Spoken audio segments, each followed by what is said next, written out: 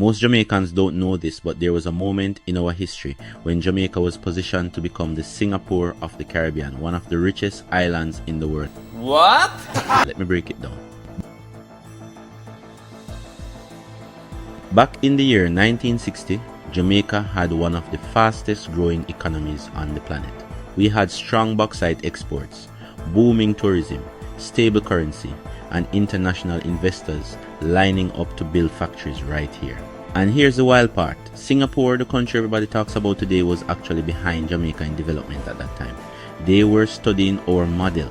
We were ahead in tourism, agriculture, GDP growth, and manufacturing potential.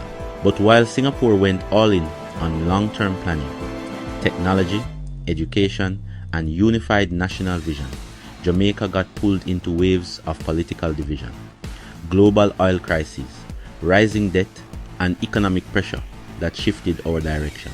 Singapore took off, Jamaica slowed down. Two islands, same starting line, completely different outcomes.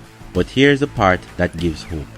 Jamaica still has a raw potential, culture, people, talent, location, and resources to rise again. History isn't a dead story, it's a reminder of what's still possible. Follow Alpha and Fox for more Jamaican history they never taught in school.